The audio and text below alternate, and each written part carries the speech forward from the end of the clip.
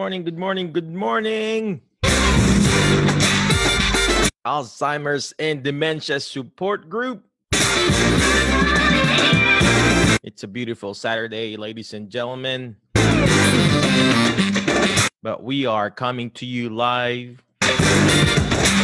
here in our Alzheimer's and Dementia Support Group, wherein every now and then I would go live. But of course, we still have that Tuesday dementia training. But today we are going to answer most of the questions that we have here in our group. All right, if you again are watching live, please comment live. And if you're watching on the replay, please comment replay. I guess I gotta stop that now, right? All right, okay, good morning, ladies and gentlemen. Let me see if I'm in the middle. There you go. Let me put that microphone closer to me. Well, anyway, I just finished going live with my beautiful daughter in what we have another show called Daddy Daughter Show, wherein I go live with my daughter. So, well, anyway, let me go into our Facebook group and then answer some of the questions here in our group. So there's this question here. I'm not going to say the name because we're also going to stream this in our podcast. But let me go back up here. There's a question here from one of our members asking, why is my loved one always angry and on that denial stage? Okay, so first thing that you want to know is actually identify what stage your mother is. Identify what stage. There are different types of staging. There's like what you call the mild, moderate, and severe staging. There's also what you call the 7 stages of cognitive decline. I would like to talk about the different stages called the Kubler-Ross stages. Okay, the first 2 stages is what you call the denial stage. They will deny that they can still do this and they can still do that and attempt to do what they used to do before when in fact they can't do it anymore. All right.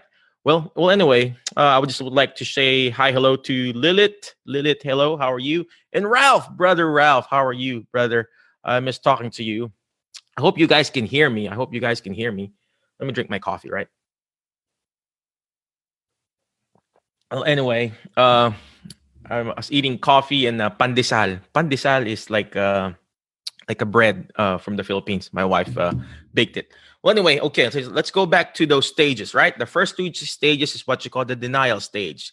Why they will deny that they can still do this and they can still do that and attempt to do what they used to do before when in fact they can't do it anymore. Just like cooking, driving, cleaning. They may be able to do it, but the question is, are they safe to do it? Just like driving. I see a lot of patients, they still drive, but I know deep inside, the way I look at them, the evaluation, they're not safe to do it, right? So they're not safe to do it. What's the next stage? This is what you call the anger or humor stage. Why anger? Because they cannot do what they used to do before. Why anger? Because they cannot express themselves anymore. Me being a foreigner, English is not my first language, right? So if I get sick, if I got like the flu or whatever, I don't want to talk to my kids. It's English. I just want to talk to my wife who speaks my native language, right? So I just get angry for some known reason because I'm sick. What more for your loved one that has Alzheimer's or dementia? Now, here's the thing. There's what you call the 90-second rule. It takes them 90 seconds to process that information. If they cannot process that information within 90 seconds, guess what? They're going to get mad. They're going to get upset, right? So in relation to that, you always want to ask them questions that are answerable by yes or no. Answerable by yes or no. So for example, mom or dad, do you want coffee? Yes or no.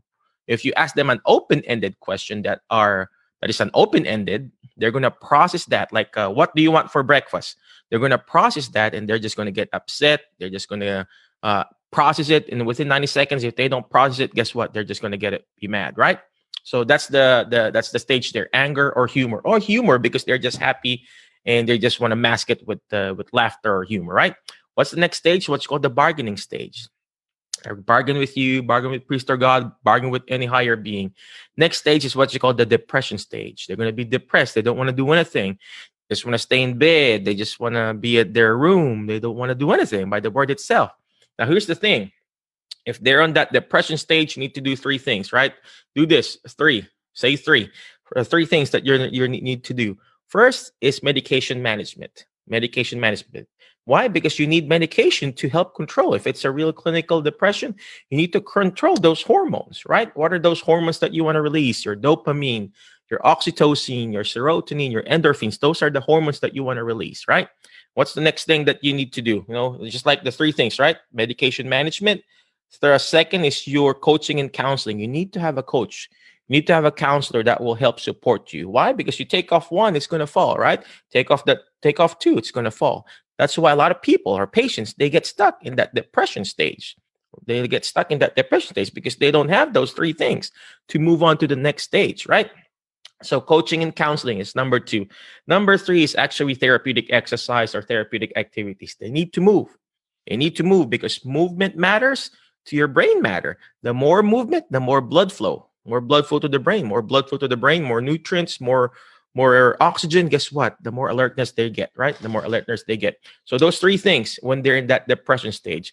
And then the last stage will be the acceptance stage, where they're going to accept the situation, or the end stage. Okay. So those are the reason why those the different stages. Now here's the thing. Every now and then, they will jump back and forth on those different stages. They will jump back and forth on those different stages. Why? There could be an underlying reason. Why do you think, mom is like in that denial stage? Why do you think is mom on that anger stage? Hello, Janet. How are you? Miss Janet Cynthia Clark. So thank you for watching. If you are watching live, please comment live. If you're watching on the replay, please comment replay. And please put if you have any questions. I would love to answer that if I have the answer to it. And of course, put down what city and state you're at so we would know. And country. Well, we have people outside of the country in our group. So where was I? There could be an underlying reason. It could be UTI. It could be pneumonia. It could be dehydration. It could be whatever. We don't know. I don't know. So you need to make sure if they're jumping back and forth on those different stages, bam, there's an underlying reason. Okay.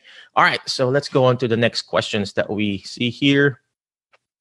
Somebody mentioned here, scrolling through my posts here, hard to see how quickly things progress and how desperate I was to act and help my dad. I just want to thank you for all your support. Oh, well, thank you very much. Thank you very much for posting this. Hey, Melissa Powers. She is live from Atlanta, Georgia. There you go. And Tina Fotinia. So I hope I didn't butcher your last name, Tina. So she's from Highland, Michigan.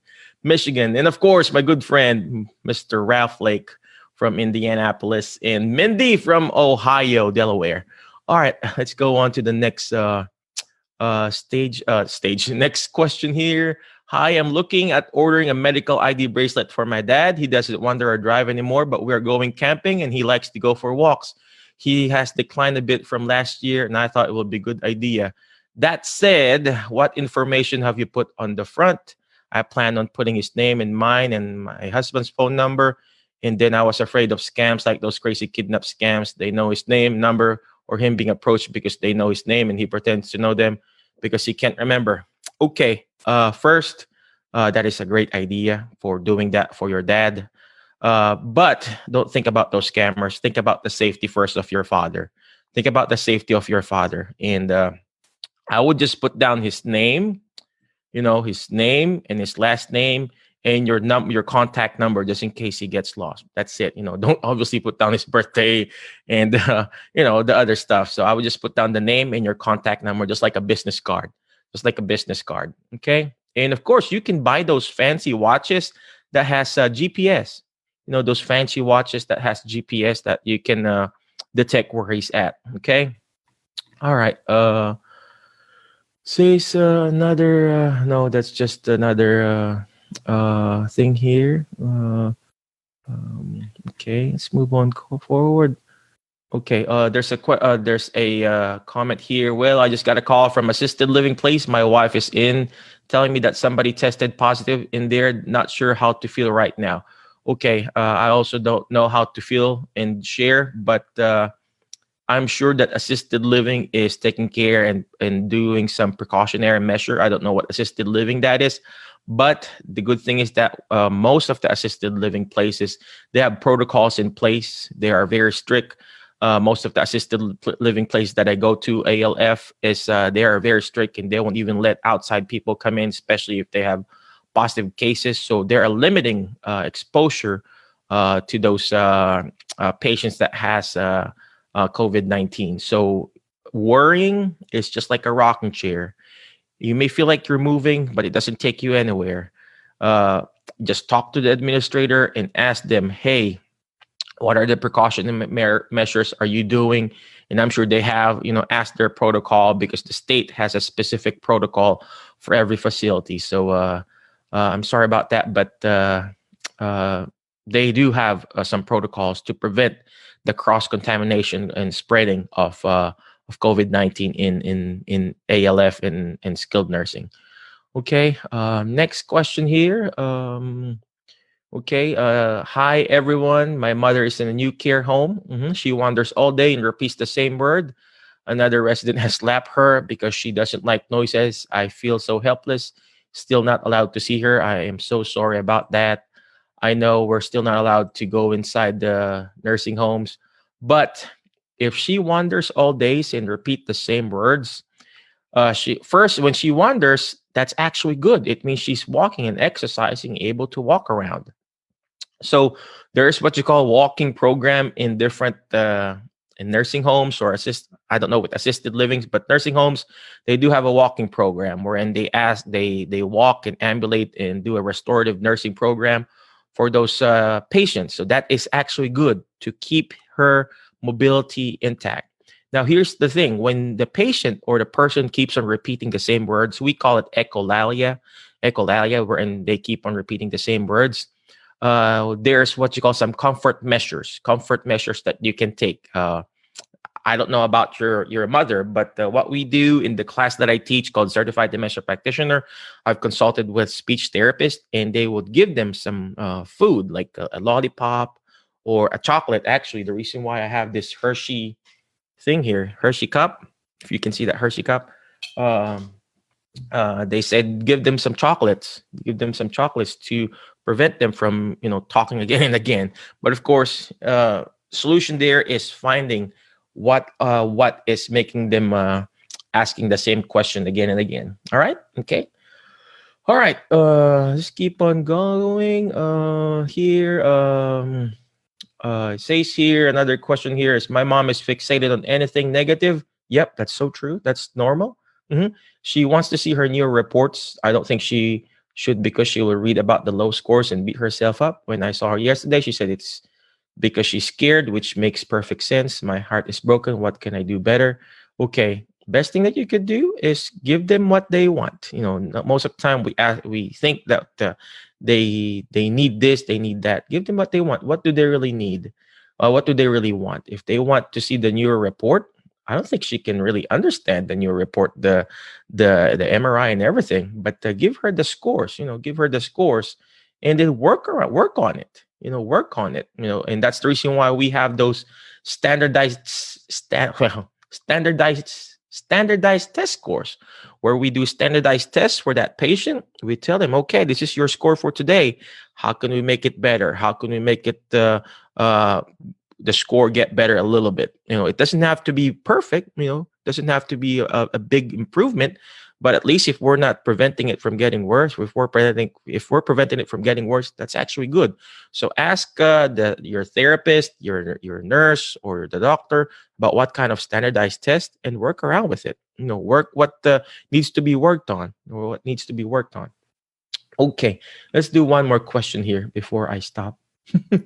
Well, there I see somebody here posting a picture about their Korean fix for today. That is so good. That is so good.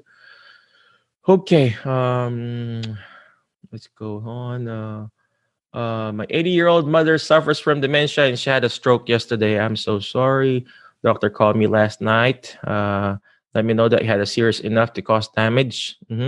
We have been caring for her at home before this, but now what? I'm so lost and confused, because they're asking me if after she is discharged, if I want her to go to the nursing home or where we won't be able to see her, or do I bring her home where we don't have the help to assist her? My heart is broken, and I'm the only one that can make this difficult decision. It is a very difficult decision. poster or whatever you call this. But you have to do what you have to do for now. She's 80 years old. She had a stroke. I would recommend, if I were you, I would recommend that she goes to the nursing home for now, get her better and stronger, get some therapy, at least in a nursing home or in a facility. She can be seen every day. She can exercise every day and come home. When you go home, it will be hard because therapy at home is sometimes once a week, most is twice a week, and that's probably gonna last probably only a month. When you have an actual when you are in a let me turn that off. When you are in a nursing home, they're being seen at least every day to do therapy and get better and stronger. So it's a very difficult decision. I know you won't be able to see her, but it's for your own good and for her own good. That way she can get better and stronger. And when she goes home, now, bam, she's able to she's able to take care of herself and you. Okay. All right. Let's do one more. Um, oh, I'm sorry. Somebody passed away. Um, keep going. Okay, all right. Here, there's a question here. Hey, all, question for you all. So 2 weeks ago, my mother had a really bad UTI. Ended up in the hospital for a week. Then we moved her to rehab to get her strength back in her legs to be able to stand up. Because of the virus, I have not seen her in like 2 weeks. The rehab just face to face. Let me turn that off. We have just FaceTime me to her. She didn't seem interested in speaking to me at all. She wanted to do was lay down. I'm concerned that now she has been away from me so long and she's not scheduled to come home for 2 more weeks that she's going to forget who I am. They're going to try to re-FaceTime this afternoon. Has anyone experienced with their loved ones like this? I'm really concerned. I did the wrong thing by sending her to rehab. No, I know you feel concerned, but it will happen. Okay, it will happen. She will encounter a little bit of depression. A little bit of depression. Why? Because it's a new environment. It's a new environment. But I think you did a good decision there for putting her in rehab so she could get better and stronger. She could get better and stronger because when you take her home, yes, she's going to get some home health. But the home health is going to be like what I said, once a week for nurses, twice a week for therapy, and a very, very minimal what you call this therapy. But this is good, for me, in my own opinion. I'm a therapist.